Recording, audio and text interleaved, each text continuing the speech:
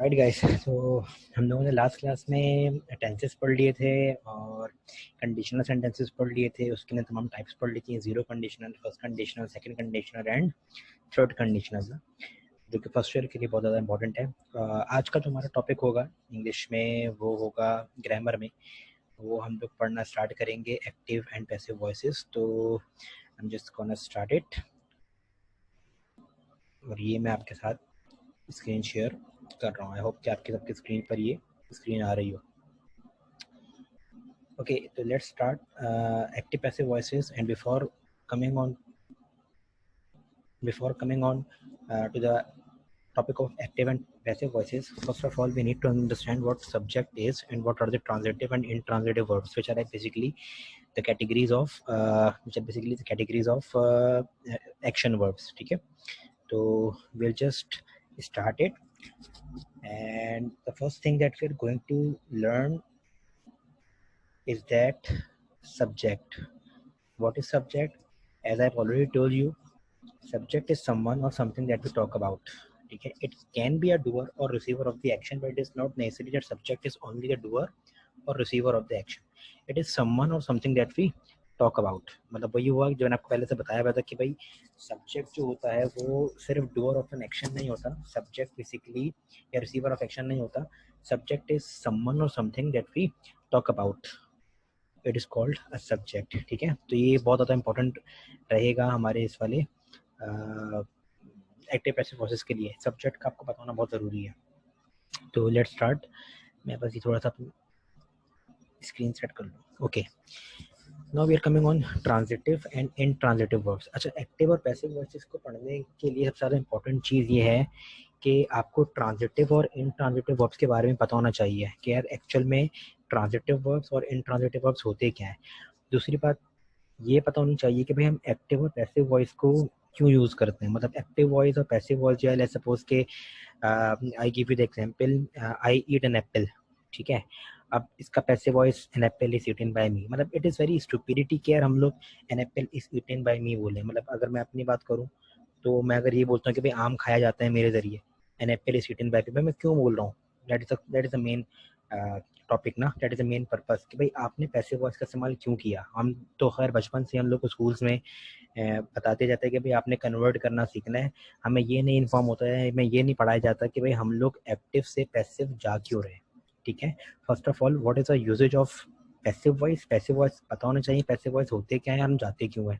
तो इस लेक्चर के बाद आई होप कि आपको इस लेक्चर के बाद आई एम गारंटीड कि आपको पैसिव वॉइस की यूजेज और पैसिव वॉइस हम क्यों इस्तेमाल करते हैं वो आपको क्लियर हो जाएगा इंशाल्लाह ताला। ठीक है, तो लेट्स स्टार्ट।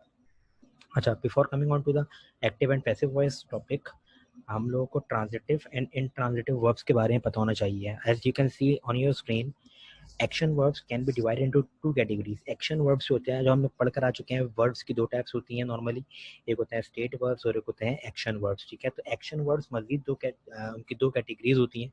अच्छा, modal verbs, auxiliary verbs, helping verbs, ये सारे टाइप्स में आते हैं, लेकिन मैं नॉर्मली दो टाइप्स की बात कर रहा था, स्टेट और एक्शन वर्ब। तो एक्शन वर्ब मजीद दो टाइप्स में डिवाइडेड है, which is transitive verbs and intransitive verbs. ठीक है, तो ट्रांजिटिव वर्ब्स कौन से होते हैं? Let's start. आपकी स्क्रीन पर आ रहा होगा, a verb where we find both doer and receiver of the action. ठीक है, एक ऐसा वर्ब जिसके अंदर, एक ऐसा सेंटेंस जिसके अंदर हम लोग हम लोग ये देख सकेंगे भाई उसके अंदर डूअर भी है और रिसीवर भी है। मतलब सब्जेक्ट भी है, सब्जेक्ट जो हम लोगों ने पढ़ा है कि भाई ऊपर के subject is someone something to talk about. Subject can be a doer और it can be a receiver of the action. ठीक है, तो हम लोग एक सेंटेंस के अंदर अगर हमें डूअर भी मिल जाए और रिसीवर भी मिल जाए तो ऐसे सेंटेंसेस को, ऐसे वर्ब्स को हम लोग ट्रांजिटिव वर्ब्स बोलते हैं। ठीक है, और इनट्रांजिटिव कौन से होते हैं? इनट्रांजिटिव वर्ब्स वो वर्ब्स होते हैं जिसके अंदर सिर्फ डूअर होता है, रिसीवर नहीं होता।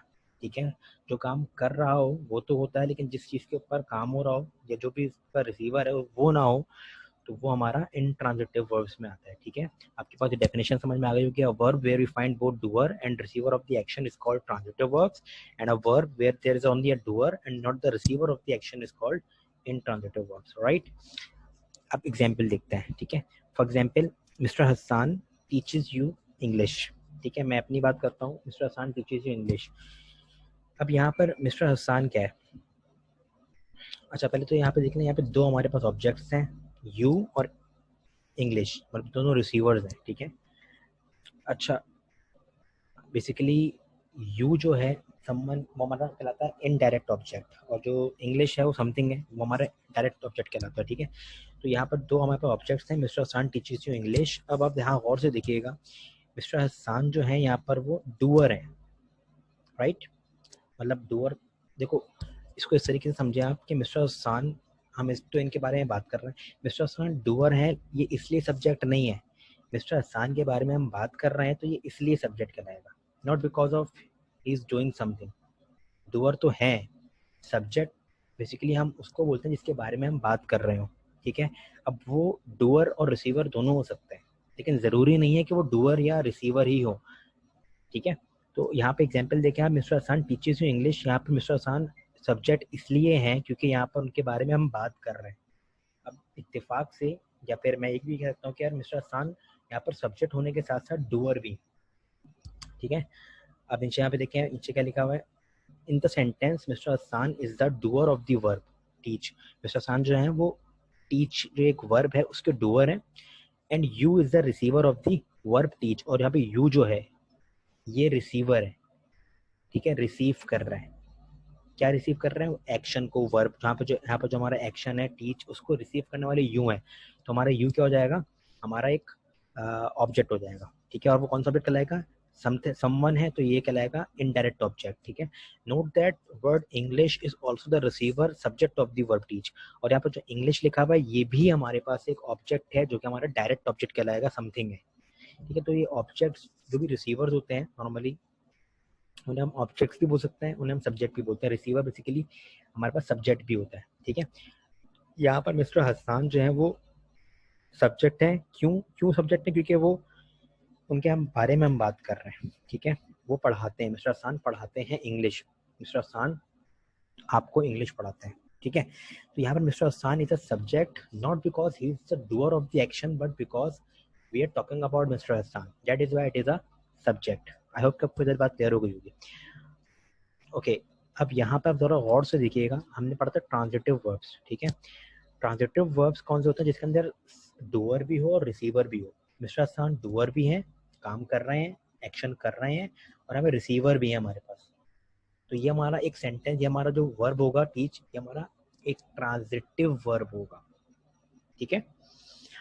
Okay, in other words, in order to confirm whether the verb is transitive or intransitive, just put two of the words after the verb, which are what and whom. You need to ask yourself what and whom after the verb. If you get the answer of what or whom, then it is transitive verb. Otherwise, it is intransitive verb. अब मैं इसको आपको समझा देता हूँ क्या बात बोली गई है, कि अगर देखो ट्रांजिटिव वर्ब्स को आपको पहचानने का तरीका क्या है।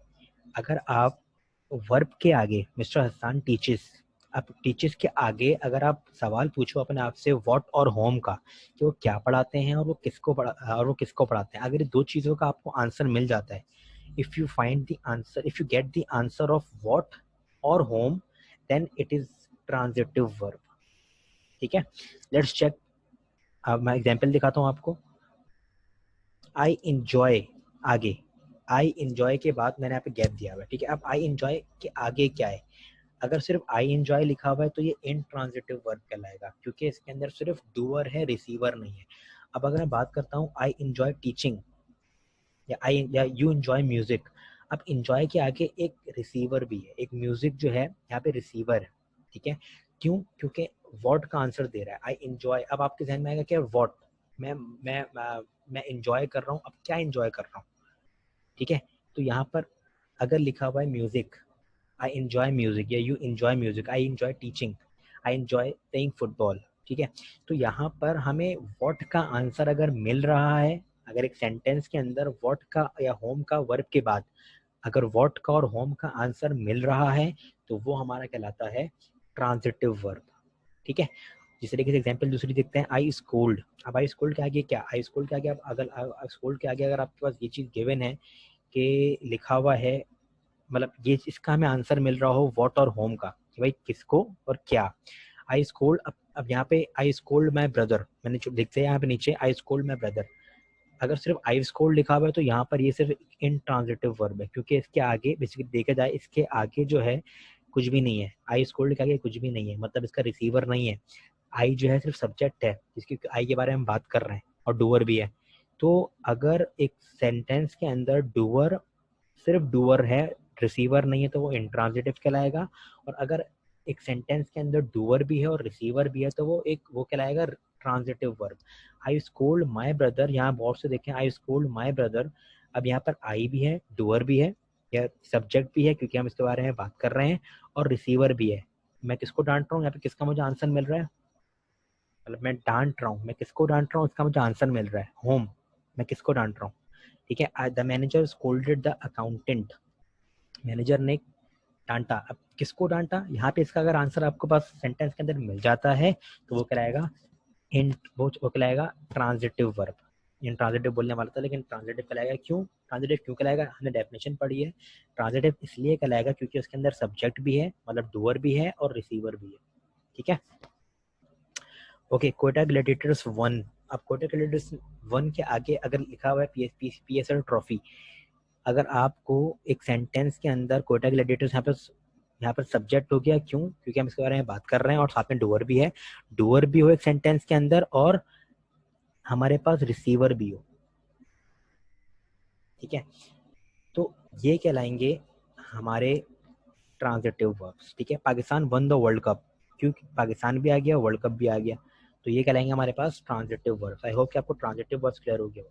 सिंपल है, किसी सेंटेंस के अंदर अगर आपको डूअर और रिसीवर दोनों मिल जाएं तो वो कहलाएगा ट्रांजिटिव, और अगर ऐसे सेंटेंस जिसके अंदर सिर्फ डूअर हो, रिसीवर कोई ना हो, तो वो कहलाएंगे इंट्रांजिटिव। ठीक है, योर फादर राइट्स, अब योर फादर राइट्स व्हाट, इसको पहचानने का तरीका है, ट्रांजिटिव को पहचानने का तरीका है कि अगर आपको व्हाट और होम का आंसर मिल जाता है सेंटेंस के अंदर तो वो कहलाएंगे ट्रांजिटिव वर्ब्स, और अगर व्हाट और होम का आंसर नहीं मिल रहा तो वो कहलाएंगे इंट्रांजिटिव वर्ब्स। ठीक है, माय अंकल राइट्स आर्टिकल्स, मेरे जो अंकल हैं वो आर्टिकल्स लिखते हैं। ठीक है, अब यहाँ पे क्या लिखना, व्हाट की बात का आंसर में मिलके क्या लिखते हैं, आर्टिकल्स लिखते हैं, तो ये कहलाएगा एक ट्रांजिटिव वर्ब।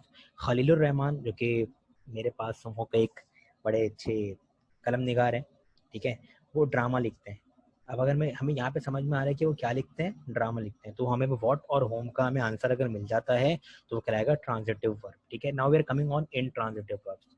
तो इन ट्रांजिटिव वर्ब्स देखते हैं, हमने जो ऊपर पढ़ा वो सारे सारे ट्रांजिटिव वर्ब्स से। क्यों ट्रांजिटिव वर्ब्स से, क्योंकि उनके अंदर डूअर भी था और रिसीवर भी था। अब हम आ रहे हैं इन ट्रांजिटिव वर्ब्स। अब बर्ड्स सिट, चिड़िया जो हैं वो बैठती हैं। ठीक है, अब व्हाट और होम का आंसर मिल रहा है इस सेंटेंस के अंदर, बर्ड्स सिट, वो क्या बैठती हैं, वो कौन बैठती हैं, समझ में नहीं आ रहा। ठीक है, इसका आंसर हमें नहीं मिलता। तो वो कहाँ बैठती हैं इसका आंसर तो है, वेयर का आंसर तो है, वो कैसे बैठती हैं इसका हमें आंसर तो मिल सकता है। ठीक है, लेकिन हमें व्हाट और होम का आंसर नहीं मिल रहा। तो फॉर्मूला है, सिंपल सा फॉर्मूला है कि भाई आपने अगर ट्रांजिटिव और इंट्रांजिटिव में फ़र्क मालूम करना है तो व्हाट और होम को आपने इस्तेमाल करना है। अगर व्हाट और होम का आपको आंसर मिल रहा है तो वो ट्रांजिटिव है, और अगर इसका आंसर नहीं मिल रहा तो वो इंट्रांजिटिव है। अब बर्ड सिट्स, व्हाट और होम का आंसर हमें नहीं मिल रहा, स्टूडेंट सिट। ठीक है, इन पार्क्स चिल्ड्रन सिट, अब इसके आगे नहीं है, सिर्फ इसके अंदर डूअर है, बर्ड्स है, स्टूडेंट्स है, सिर्फ डूअर है, मतलब सिर्फ सब्जेक्ट है। ठीक है, इसके अंदर रिसीवर नहीं है, यहाँ पर डूअर है, चिल्ड्रन डूअर है, इसका रिसीवर नहीं है। वो कहाँ बैठती हैं ये तो है, लेकिन व्हाट और होम का रिसीवर जो हमने पढ़कर आए हैं कि भाई व्हाट और होम का अगर हमें आंसर मिल जाता है तो वो ट्रांजिटिव कहलाए, हाँ आंसर मिल जाए तो ट्रांजिटिव कहलाएगा, अदरवाइज वो इंट्रांजिटिव। जैसे कि यहाँ पर मैंने एग्जाम्पल दिखाई, यहाँ पर हम लोग व्हाट और होम का हमें आंसर नहीं मिल सकता, तो ये क्या कहलाएगा, ये हमारा कहलाएगा इंट्रांजिटिव वर्ब्स। ठीक है, द बेबी इज स्लीपिंग, अब एग्जाम्पल देखें, द बेबी इज स्लीपिंग, अब यहाँ पे बेबी इज स्लीपिंग के आगे क्या, व्हाट और होम का आंसर मिल रहा है आपको, वो कहाँ सो रहा है बच्चा, वो तो हमें मिल जाएगा इसका आंसर, वो कैसे सो रहा है इसका आंसर मिल जाएगा, वो कितने बजे सो रहा है इसका आंसर मिल जाएगा, लेकिन व्हाट और होम का आंसर नहीं मिलेगा। वो मतलब अगर देखा जाए द बेबी इज स्लीपिंग, अब स्लीपिंग के आगे क्या, अगर कुछ भी नहीं है तो ये कहलाएगा एक इंट्रांजिटिव वर्ब क्योंकि इसका रिसीवर नहीं है। ठीक है, व्हाट और होम का हमें इसका आंसर नहीं मिल रहा तो ये कहलाएगा हमारा intransitive verb. The bagger sleep, जो भिखारी हैं वो सोते हैं, अब इसका आंसर हमें वॉट और होम का नहीं है, इसके आगे वर्ब के आगे नहीं है इसका आंसर, ठीक है। तो security guard should not sleep, यहाँ पे सिक्योरिटी गार्ड है, ठीक है। अब ये एक डूअर है, ये बेसिकली यहाँ पर डूअर है, बैगर्स डूअर है, बेबी डूअर है, इसका रिसीवर कोई भी नहीं है, तो ये कहलाएंगे इंट्रांजिटिव वर्ब्स। तो ऐसे सेंटेंस जिसके अंदर डूअर और रिसीवर दोनों हो तो वो ट्रांजिटिव कहलाते हैं, और अगर सिर्फ डूअर हो रिसीवर ना हो तो वो कहलाएगा इंट्रांजिटिव वर्ब्स, ठीक है। Okay, finally transitive verbs are verbs with both the doer and receiver, वही जो बात मैंने आपको बता दी है। Whereas in intransitive verb there is no receiver, वही इंट्रांजिटिव में कोई रिसीवर नहीं होता। The formula to check the transitive and intransitive verbs is the addition of what and whom after the verb. Formula क्या है transitive और intransitive check करने का? अगर आपको व्हाट और होम का आंसर मिल रहा है, वेयर का आंसर भी मिल रहा है, तो वेयर देखो व्हाट और होम का आंसर मिलना लाजमी है ट्रांजिटिव वर्ब्स के लिए। अगर व्हाट और होम का आंसर नहीं मिल रहा तो आप वो फिर इन ट्रांजिटिव में आ जाएगा, चाहे उसको वेयर का आंसर मिल रहा हो। चलिए the baby is sleeping in the bed, अब इन द बेड हमें वेयर का आंसर तो मिल रहा है, लेकिन एक्चुअल में ये इंट्रांजिटिव ही है। हमें ट्रांजिटिव के लिए व्हाट का और होम का मिलना, आंसर मिलना लाजमी है। व्हाट या फिर होम का, दोनों का नहीं, एक का मिलना लाजमी है, ठीक है। आई होप आपको ट्रांजिटिव वर्ब्स और इंट्रांजिटिव वर्ब्स क्लियर हो गए हो। सिंपल सी दोबारा से मैं आसान लफ्ज़ों में आपको समझा देता हूँ। ट्रांजिटिव वर्ब्स वो होते हैं जिसके अंदर डूअर और रिसीवर दोनों हो, ठीक है। और इंट्रांजिटिव वर्ब्स कौन से होते हैं? जिसके अंदर सिर्फ और सिर्फ डूअर हो और रिसीवर ना हो, that is called intransitive verbs. Now we are coming on voices. अब वॉइसेस होती क्या है, ठीक है। वॉइसेस आपकी डेफिनेशन आ रही होगी आपकी स्क्रीन के ऊपर। Voice is that form of verb which shows whether what is denoted by the subject does something, doer, or has something done to it. इसके लिए हम वॉइसेस पढ़ते हैं, दो किस्म की हमारी वॉइसेस होती हैं, एक होती है एक्टिव वॉइस और एक होती है पैसिव वॉइस। तो वॉइस बेसिकली हम उन वर्ब्स को बोलते हैं, उन सेंटेंसेस को बोलते हैं जिनमें सब्जेक्ट जो बेसिकली हमने सब्जेक्ट जिसको बनाया हुआ है वो काम कर रहा हो या फिर उस पर काम हो रहा हो, ठीक है। उन सेंटेंसेस को हम बोलते हैं वॉइसेस। अब वो एक्टिव वॉइस जो हम नॉर्मली पढ़ते हैं, there are two types of voices, active voice and passive voice. Active voice कौन सी होती है आप पढ़ लेते हैं लोग जरा। When the person denoted by the subject acts और डज समथिंग। जब हमने ऐसे कोई भी पर्सन हो सकता है, कोई भी चीज़ हो सकती है जिसके बारे में हम बात कर रहे हो, सब्जेक्ट के बारे में हम बात कर रहे हो, ठीक है। अगर सब्जेक्ट जो है, सब्जेक्ट कौन है? सिर्फ डूअर नहीं होता, ठीक है। सब्जेक्ट सिर्फ काम करने वाला नहीं होता, सब्जेक्ट के ऊपर भी काम हो सकता है, ठीक है। सब्जेक्ट के ऊपर भी एक्शन हो सकता है, सब्जेक्ट सिर्फ डूअर नहीं होता। तो सब्जेक्ट सिंपल सी आसान लफ्जों में क्या होता है कि भाई जिसके बारे में हम बात कर रहे हो, ठीक है। अब सब्जेक्ट अगर किसी सेंटेंस के अंदर एक्शन करे वो कहलाएंगे एक्टिव वॉइस, ठीक है। और अगर सब्जेक्ट के ऊपर एक्शन हो, सब्जेक्ट इज एक्टेड अपॉन, ठीक है, तो वो कहलाएगा पैसिव वॉइस। सिंपल से लफ्ज, आसान लफ्जों में बता रहा हूँ मैं, ठीक है। अब एग्जांपल देखें, आई एम टीचिंग वॉइसेस, ठीक है, आई एम टीचिंग वॉइस। अब यहाँ पे और से देखें, आई जो हमारा सब्जेक्ट है, क्यों?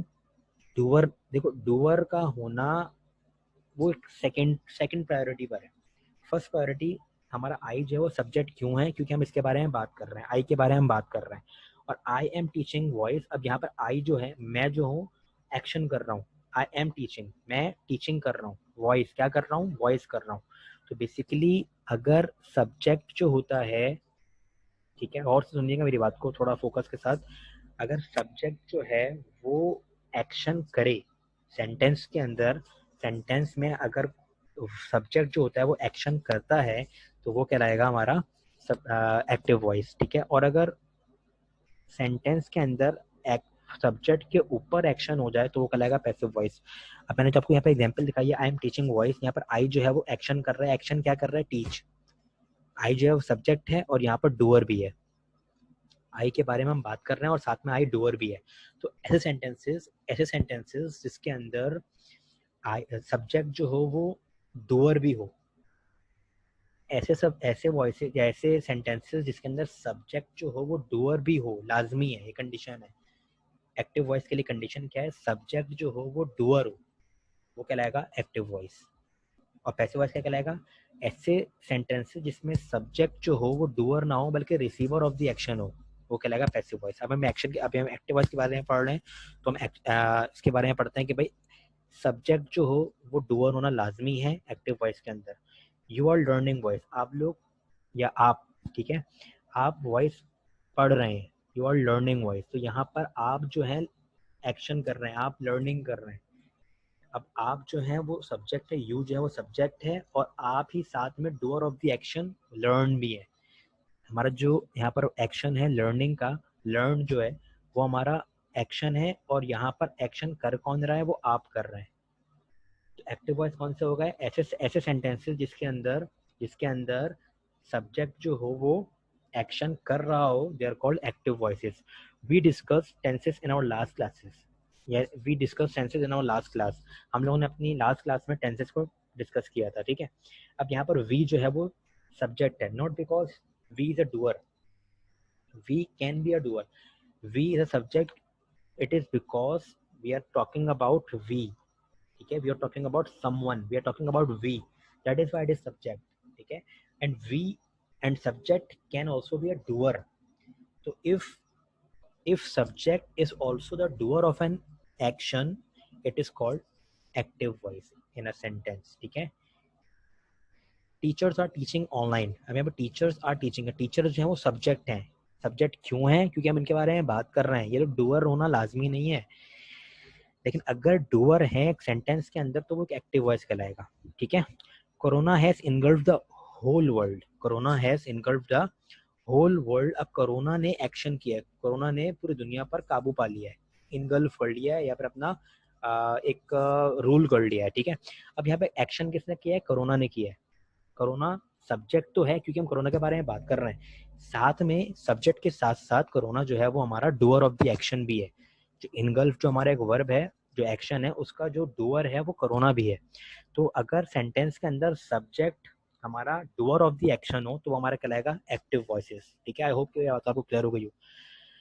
Okay, below are the examples that show that subject is doing the work. यहाँ पे आप और से देखें, the man must have eaten 5 burgers, ठीक है, हैमबर्गर्स। अब यहाँ पर आप और से देखें, द मैन जो है इज डूइंग द ईटिंग, वो कर क्या रहा है, वो खा रहा है। अब यहाँ पर मैन जो है वो डूअर ऑफ द एक्शन है, that is why it is called an active voice sentence, ठीक है। Aslam mailed the letter, Aslam, अब यहाँ और से देखें, असलम ने मेल किया लेटर को, ठीक है। अब यहाँ पर और से देखें तो असलम ने काम किया है ना, तो किसी भी सेंटेंस के अंदर अगर सब्जेक्ट काम करने वाला हो, सब्जेक्ट मैंने आपको क्या बताया, सब्जेक्ट सिर्फ डूअर ऑफ द एक्शन नहीं होता। सब्जेक्ट हम क्यों कह रहे हैं असलम को, क्योंकि हम असलम के बारे में बात कर रहे हैं। Aslam doer of the action भी हो सकता है, अगर किसी सेंटेंस के अंदर सब्जेक्ट जो हो वो डूअर ऑफ द एक्शन भी हो तो वो कहलाएगा एक्टिव वॉइस। तो ये हमारा एक एक्टिव वॉइस की एग्जांपल्स हैं, बिकॉज द सब्जेक्ट डज और acts upon the verb in which in such sentences are said to be in the active voice, ठीक है। वही वाली बात मैंने आपको बता दी कि भाई अगर सब्जेक्ट जो हो वो वर्ब के ऊपर काम कर रहा हो, एक्शन के ऊपर काम कर रहा हो, तो वो कहलाएंगे हमारे सेंटेंसेस में एक्टिव वॉइसेस, ठीक है। Now we are coming on the passive voice, आपको आई होप कि आपको बात क्लियर हो गई होगी। Now we are coming on the passive voice, ठीक है। When the person denoted by the subject is acted upon is called passive voice। अब जरा और सुनिएगा, अब देखो सब्जेक्ट सिर्फ डूअर ऑफ द एक्शन नहीं होता, सब्जेक्ट के ऊपर काम भी होता है, सब्जेक्ट के ऊपर भी एक्शन होता है, सिर्फ पैसिव वॉइस में। अब और से देखें आप, America was discovered by Columbus.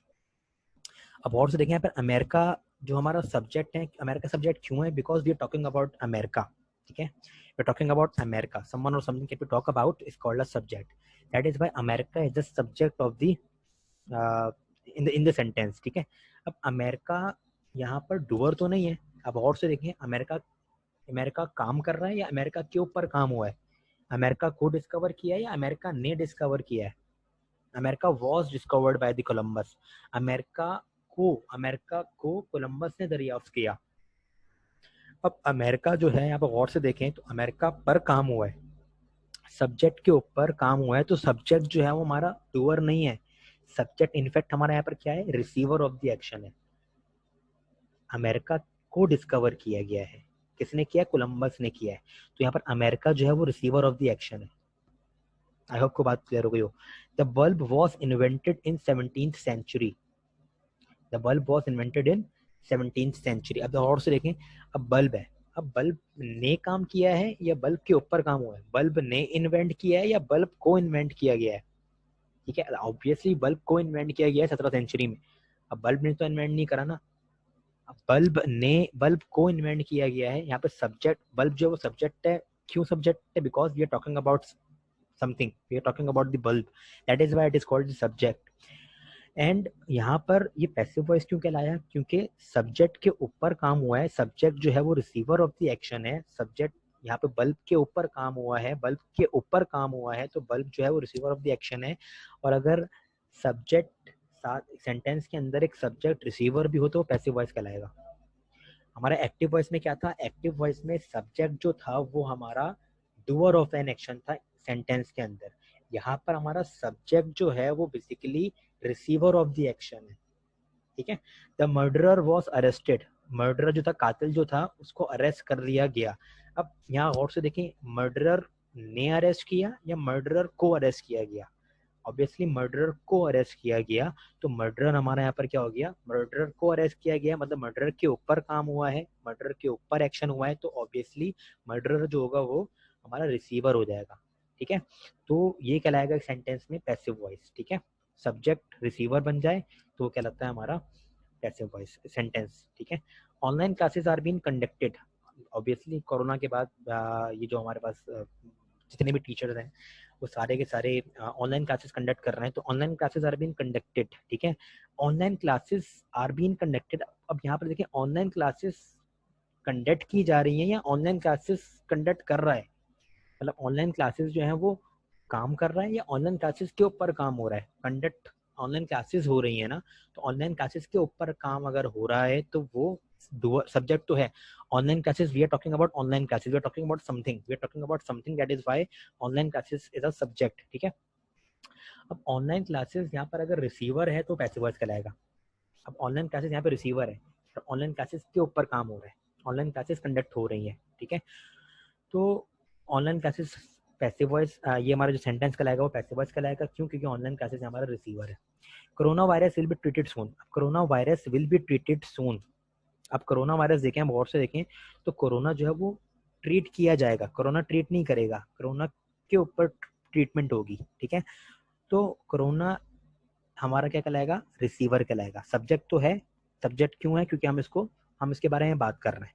साथ में अगर सब्जेक्ट के साथ अगर सब्जेक्ट रिसीवर भी हो तो वो पैसिव वॉइस कहलाएगा, जुमला पैसिव वॉइस कहलाएगा। आई होप आपके पास ये बात क्लियर हो गई हो।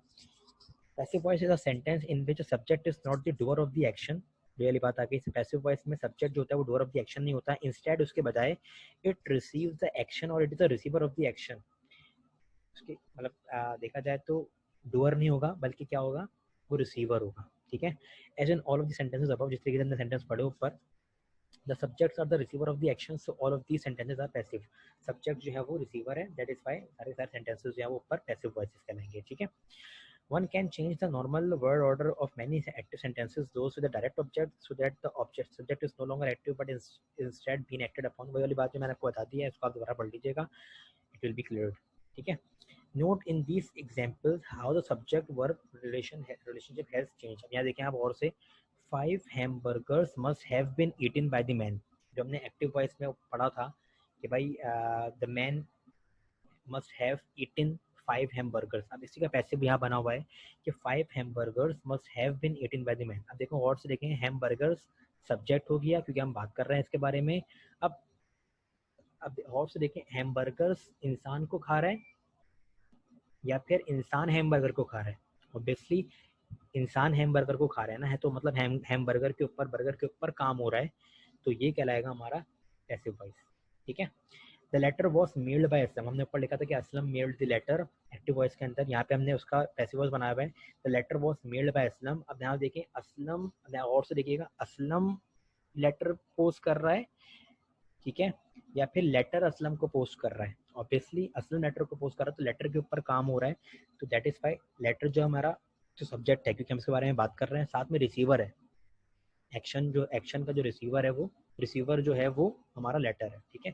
The letter subject was been mailed, वही वाली बात आ गई, because the subject is been acted upon, क्योंकि उस पर जो हमारे पास सेंटेंसेस गिवन है उसके अंदर सब्जेक्ट के ऊपर काम हुआ है, तो वो ऐसे सेंटेंस कहलाएंगे हमारे पास पैसिव वॉइस सेंटेंसेस, ठीक है। I hope it is clear. अब हमें ये तो समझ में आ गया कि भाई एक्टिव वॉइस और पैसिव वॉइस होते क्या हैं, ठीक है। सिंपल लफ्ज़ों में अगर सब्जेक्ट जो है वो काम कर रहा है सेंटेंस के अंदर, ठीक है, वो अगर सब्जेक्ट डूअर भी है तो वो कहलाएगा एक्टिव वॉइस, और अगर सब्जेक्ट रिसीवर भी है तो वो कहलाएगा पैसिव वॉइस, ठीक है। Now we are coming on कि भाई ज़रूरत क्यों पड़ती है पैसिव वॉइस की, भाई हम लोग क्यों यूज़ करते हैं पैसिव वॉइस, सवाल तो ये है ना। भाई अपनी तरफ से लिख दूँ भाई सरसान इस क्लीनिंग द हाउस, झाड़ू लगाकर, ठीक है, बाय मॉपिंग। अब मैं अगर उसको ऐसे बोलूँ कि भाई सरसान is cleaning the room, the room is been cleaned by सरसान, कितना ऑकवर्ड लगेगा बोलते हुए भी, भाई मैं क्यों बोल रहा हूँ एक्टिव पैसिव वॉइस को, मैं क्यों इस्तेमाल कर रहा हूँ।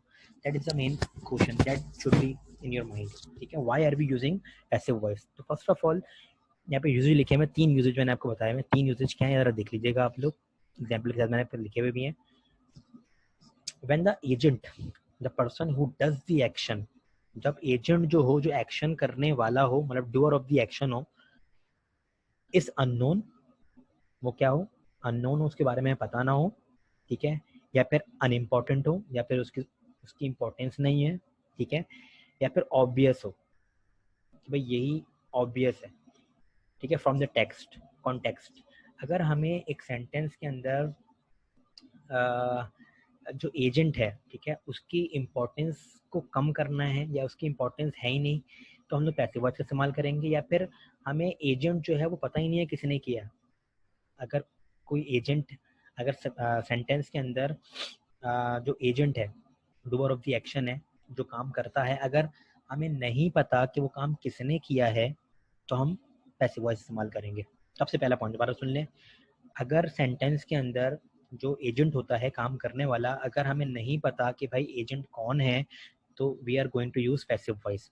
और अगर सेंटेंस के अंदर agent, the person who does the action, अगर वो अनइम्पॉर्टेंट है, उसकी इम्पोर्टेंस हमें नहीं बतानी, ठीक है, अगर वो अहमियत के काबिल नहीं है, उसको बताना ही नहीं है कि भाई इसने काम किया है, तो हम लोग पैसिव वॉइस का इस्तेमाल करेंगे। या फिर ऐसे सेंटेंस है जिसके अंदर ऑब्वियस है कि भाई ये काम किसी ने किया है, तो हम क्या यूज करेंगे, पैसिव वॉइस। एग्जाम्पल देखें, जेन वॉज शॉट, फॉर एग्जाम्पल देखें, जेन वॉज शॉट, ठीक है, जेन ने काम तो नहीं किया ना, जेन के ऊपर काम हुआ है, जेन को मारा गया है, जेन को शॉट किया गया है। अब किसने किया, हमें ये अननोन है, हमें नहीं पता कि भाई किसने उसको शूट किया है, तो we are going to use passive voice there. Alright, the house was built in 1814, यहाँ पर हमें नहीं पता, या तो ये ऑब्वियस है कि लेबरर्स ने किया, या फिर जिसने भी करा है वो ऑब्वियस था या वो अनइम्पोर्टेंट था, उसके बारे में बताने की जरूरत नहीं थी, तो हम पैसिव वॉइस इस्तेमाल करेंगे, ठीक है। अनइम्पोर्टेंट एजेंट, वही वाली बात आ गई, अनइम्पोर्टेंट है। This house was built in 1814, जिस तरीके से हम लोग बोलते हैं कि यार हमारा जो घर बनाया था वो, जिस घर में मैं रहता हूँ, जिस घर में जो हमारा घर, अल्लाह का शुक्र है हमारा इस ज़माने में भी घर है, तो अब ये घर किसने बनाया है, आई डोंट नो, भाई मैं ये बोलूँगा कि यार this house was built in something like 35 years ago, because it is an old fashion house, ठीक है। तो 35 साल पहले किसी ने घर बनाया, अब मुझे नहीं पता किसने बनाया, सब्जेक्ट जो है वो अननोन है, जिसने काम किया है वो अननोन है, सॉरी सब्जेक्ट बोल रहा हूँ, डूअर ऑफ द एक्शन जो है, एजेंट जो है वो अननोन है, तो क्या लगेगा हमारा पैसिव वॉइस। फिर हम पैसिव वॉइस का इस्तेमाल करेंगे, that is the usages of first passive voice, right, that is the first usages of passive voice. Now we are coming on the second usages of passive voice, when the action is more important than the agent, जब action important हो agent से ज्यादा, कि भाई agent किसने, agent मतलब जो काम कर रहा है, ठीक है, एजेंट से ज्यादा एक्शन इंपॉर्टेंट हो, तो हम पैसिव वॉइस इस्तेमाल करेंगे। जिस तरीके से प्रोसेसेस वगैरह के अंदर, इंस्ट्रक्शंस वगैरह के अंदर, इवेंट्स वगैरह के अंदर, रिपोर्ट्स वगैरह के अंदर, हेडलाइंस में, न्यूज़ आइटम्स में जो हमारे टीवी चैनल्स पर आती हैं, तो एडवर्टाइजमेंट्स में, या फिर ऐसी जगहों पर जहाँ पर ये सारी चीज़ें होती हैं प्रोसेस वगैरह में, या फिर ऐसी चीज़ें जहाँ पर एक्शन जो होता है वो इम्पोर्टेंट होता है बकौल एजेंट के, तो हम पैसिव वॉइस इस्तेमाल करेंगे। जिस तरीके से 60 people were killed in shooting across Quetta between Friday and Monday morning, ठीक है। अब यहाँ देखिए ये एक न्यूज़ आइटम है, ये एक हेडलाइन है, ठीक है, भाई क्वेटा में 60 लोग मर गए, ठीक है, शूटिंग में।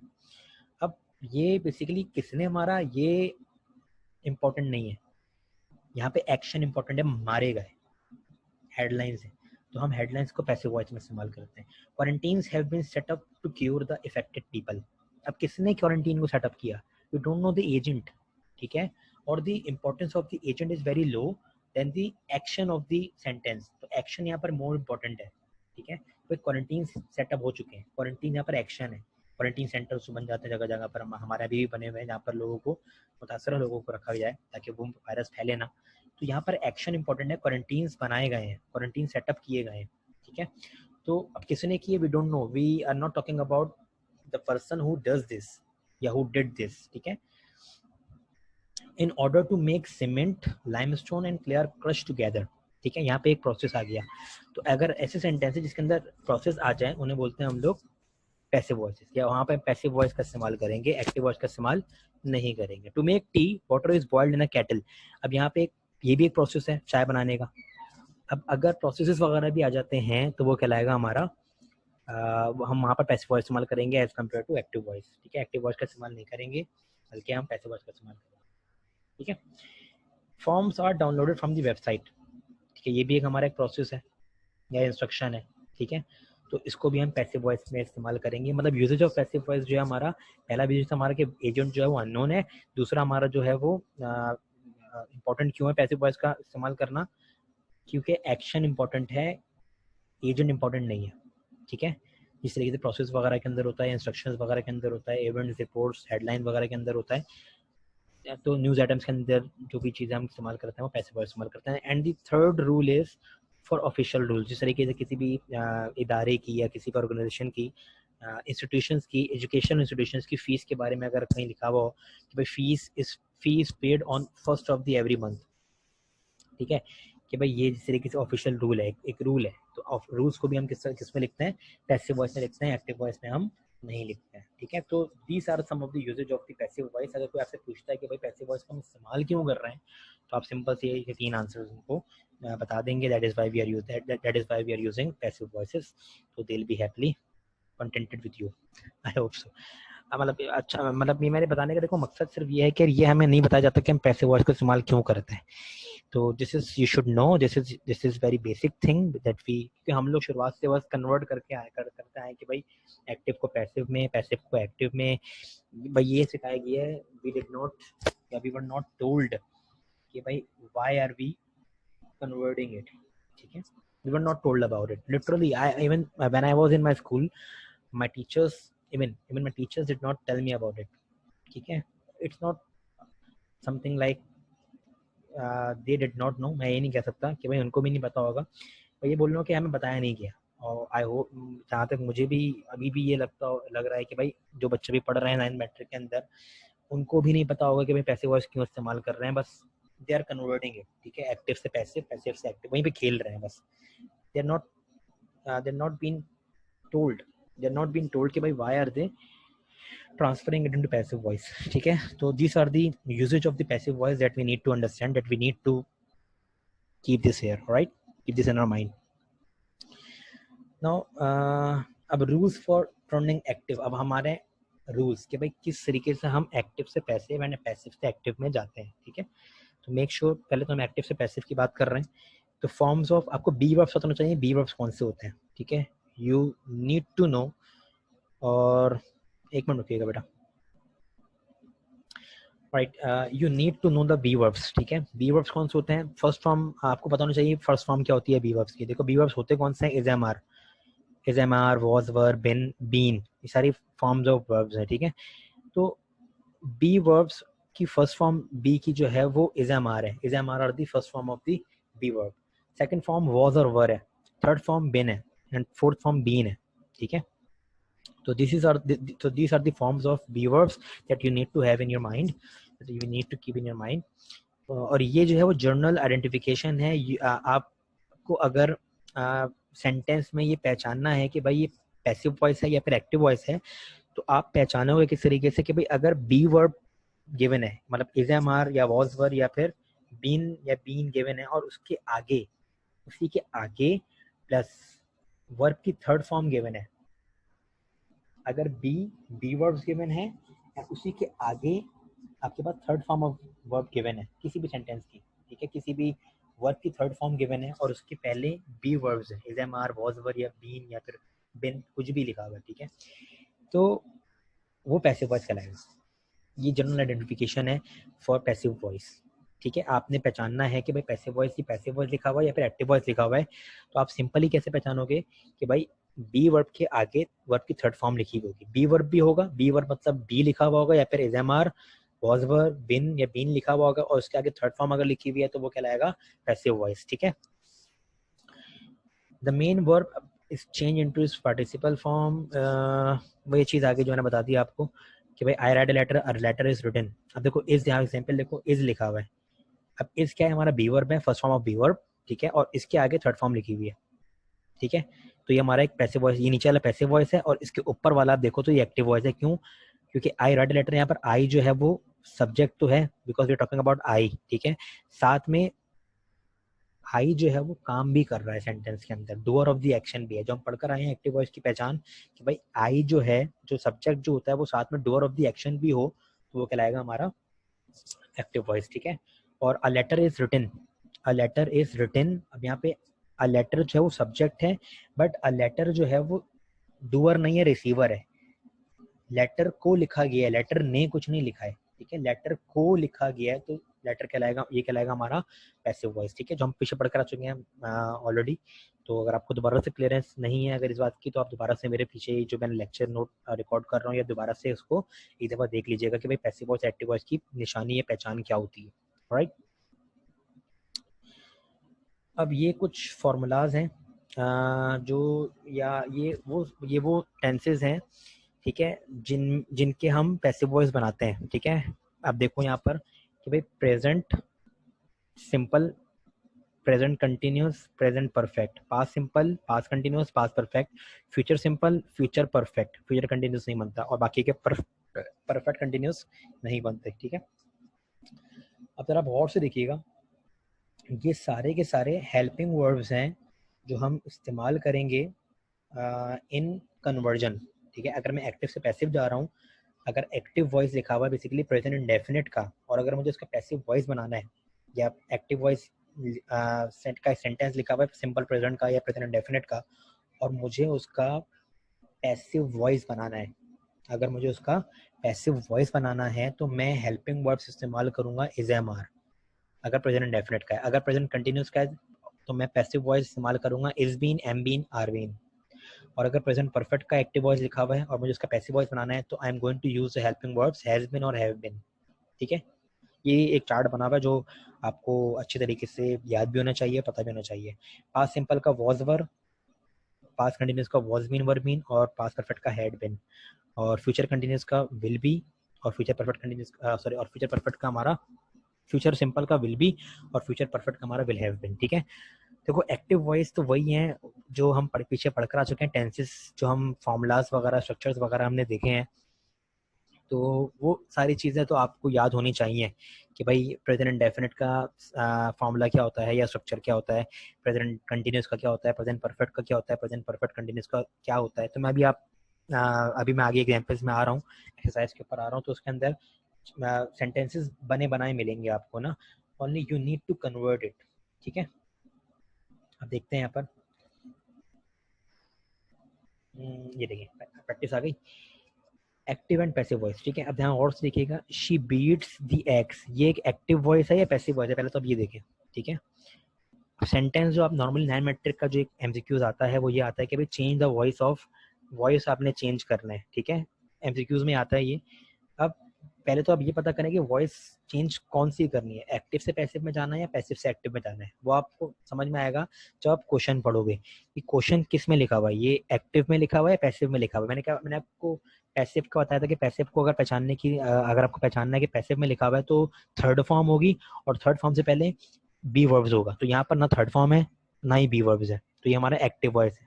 या फिर आप इसको ऐसे भी पहचान सकते हैं कि भाई शी बीट्स दी एग्स, यहाँ पे शी जो है वो सब्जेक्ट है because we talking about she, because we are talking about she, that is why she is a subject, not because she is a doer of the action. she जो है subject जो है वो doer of an action अगर हो subject के अंदर तो वो एक्टिव वॉइस कहलाएगा। ठीक है, तो she जो है यहाँ पर doer of the action है, सब्जेक्ट तो है और साथ में doer of an action भी है, तो ये एक्टिव वॉइस है जो हम पीछे पढ़कर आ चुके हैं। ठीक है, अब इसको आपने कन्वर्ट करना है इनटू पैसिव वॉइस, तो how are you going to do that, she beats the eggs, अभी आप करोगे, मैं नहीं लिख रहा। ठीक है, शी बीट्स दी एग्स, अब ये आप पहले तो ये देखो कि यार ये एक्चुअल में सेंटेंस किस टेंस का है, ये टेंस कौन सा है, शी बीट्स दी एक्स। हम पीछे पढ़कर आ चुके हैं टेंसेस के अंदर कि अगर भाई सब्जेक्ट के साथ फर्स्ट फॉर्म और साथ में अगर एस और एस का इजाफा हुआ हो, जो कि हम थर्ड पर्सन सिंगुलर के साथ करते हैं, ठीक है, तो वो हमारा प्रेजेंट इंडेफिनिट कहलाता है, जो हम पीछे पढ़कर आ चुके हैं फॉर्मूलाज के अंदर, ठीक है। शी बीट्स दी एक्स, ये इसकी पहचान, आपने टेंस पहचान लिया कि हाँ भाई ये टेंस जो है वो हमारा प्रेजेंट सिंपल है। अब आपने इसको कन्वर्ट करना into into into passive voice. तो हम पीछे पैसिव वॉइस के जो ये चार्ट पढ़कर आए हैं, प्रेजेंट सिंपल के अंदर जो हमारा हेल्पिंग वर्ब होता है वो इज एम आर होता है, ठीक है। तो अब आप क्या करोगे, आप ये काम करोगे कि भाई जो ये वाला सब्जेक्ट है दी एक्स, जिनके ऊपर जो रिसीवर है, ठीक है, आपने रिसीवर को उठाकर उसको पहले लिख देना है, ठीक है। मतलब यहाँ पर हमारा जो रिसीवर है दी एक्स, वो हम पहले आ जाएगा, लिख दिया द एक्स, पहले लिख दिया हमने द एक्स, ठीक है। नाउ अब द एक्स, अब यहाँ पे एक्स जो सिंगुलर है प्लूरल है, देखो इज एम आर तो आना है, ठीक है, लाजमी इज आएगा तो एम आएगा तो आर आएगा। मैं इसको आपको इस तरीके से बता देता हूँ कि लेट्स नॉर्मली इसका बनेगा the eggs are beaten, beat और बीटन, थर्ड फॉर्म बीटन होती है, ठीक है। The eggs are beaten by her. अब मैं इसको आपको इस तरीके से समझा देता हूँ कि प्लीज वेट, आपकी स्क्रीन पर बाकी के सेंटेंसेस भी हैं, अगर आप उनको देखें। मैं एक नई फाइल खोलकर उस पर इसको सॉल्व करता हूँ ताकि आपकी समझ में आए।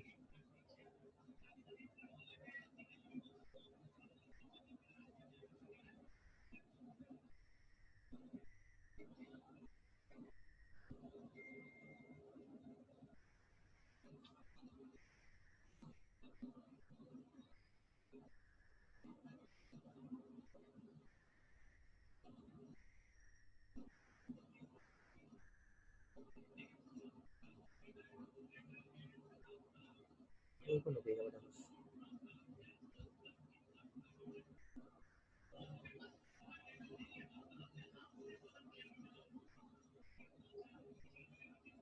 बात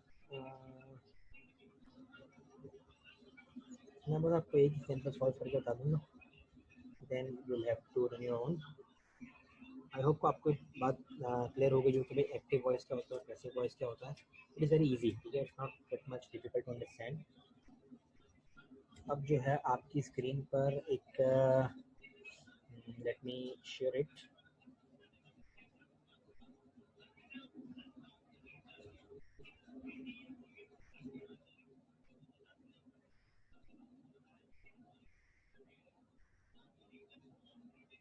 ओके, नाउ आपकी स्क्रीन पर आ रहा होगा शी बीट्स द एक्स, ठीक है। तो if I talk about how you can convert it और how you can convert it into passive voice, it's simple, ठीक है, it's not that much difficult, it's simple. Place the receiver first, ठीक है, she beats the x, ठीक है। अब the x जो है एक्स के ऊपर काम हो रहा है, रिसीवर है तो एक्स को हम पहले लिख देंगे, just put the receiver first, ठीक है, द एक्स। देन आप ये प्रेजेंट सिंपल का प्रेजेंट डेफिनेट का फॉर्मूला है तो हम लिखेंगे इज एम या आर, जो हमारा बी वर्ब है। अब बी वर्ब है तो कोई एक आएगा, ये तो इज एम आएगा, ये तो इज आएगा, तो एम आएगा तो आर आएगा। अरे मैंने आपको तो बताया नहीं कि भाई एक जनरल फॉर्मूला भी है ऐसे वर्ड बनाने का, ये रहा सब्जेक्ट, ठीक है, जो रिसीवर का फॉर्म पहले लिख दिया, कैसे वर्ड बनाने का फॉर्मूला है, ठीक है। फिर बी वर्ब आएगा एंड देन वर्ब की थर्ड फॉर्म आएगी, बस सिंपल सा ये फॉर्मूला है कैसे वॉइस बनाने का, ठीक है। तो we are going to apply that formula here. Subject पहला है रिसीवर, द एग्स आर। अगर सिर्फ एक एक होता तो मैं एग लिखता, इज लिखता साथ में, ठीक है। यहाँ पे एग्स है तो आर लिखा है, द एग्स आर बीटन, ठीक है, the eggs are beaten, beat and beaten, third form beat की बीटन होती है, ठीक है। और आगे आप देखना चाहो, it depends on you whether you want to write it or not. You can easily skip it as well, ठीक है, it's not necessary। बाय के बाय हर या बाय के बाद जो हम सब्जेक्ट लिखते हैं वो लिखना जरूरी नहीं है, अगर आप लिखना चाहो तो ले सकते हो, कोई हार्ड एंड फास्ट रूल नहीं है, ठीक है। बाय हर मैंने लिख दिया बाय हर, ठीक है।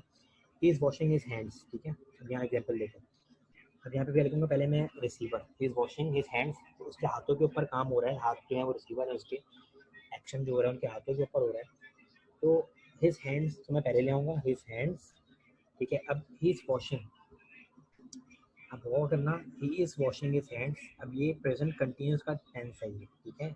इज भी आ रहा है और वर्क की फोर्स फॉर्म भी आ रही है, जो कि हम पढ़ कर आ चुके हैं स्ट्रक्चर्स के अंदर कि अगर ऐसा एक सेंटेंस लिखा हो तो हमारा प्रेजेंट कंटिन्यूस का सेंटेंस कहलाएगा। और प्रेजेंट कंटिन्यूस का पैसिव वॉइस का जो फॉर्मूला होता है वो होता है, जो हेल्पिंग वर्ब इस्तेमाल करेंगे, इज बीन, एम बीन या फिर आर बीन, ठीक है, जो मैंने आपको चार्ट के सामने लिखा हुआ है। तो हिज हैंड्स, दो हाथ हैं उसके, तो आर बीन लगाऊंगा मैं, क्योंकि हमारे हेल्पिंग वर्ब्स हैं जो पैसिव वॉइस में इस्तेमाल हो रहे हैं, ठीक है। हिज हैंड्स आर बीन, अब wash, washed, washed, third form क्या हो गई वॉश की, वॉश्ड, ठीक है। His hands are been washed by him, खत्म, ये सिंपल सा फॉर्मूला, ठीक है। They have finished their work, तो देयर वर्क, ठीक है। अब देयर वर्क, अब हैव बीन या हैज बीन, हम ये जो चार्ट पढ़ कर आए हैं ये बेसिकली प्रेजेंट परफेक्ट का हमारा एक टेंस है। तो प्रेजेंट परफेक्ट का जब पैसिव वॉइस बनाएंगे तो हम एक चार्ट जो मैंने दिया हुआ है उसका, उसमें हेल्पिंग वर्ब मौजूद है, तो आप हैज़ बीन लगाओगे या हैव बीन लगाओगे। ऑब्वियसली यहाँ पर वर्क की बात की गई है, एक काम की बात की गई है, सिंगुलर है। Their work has been finished, third form by them.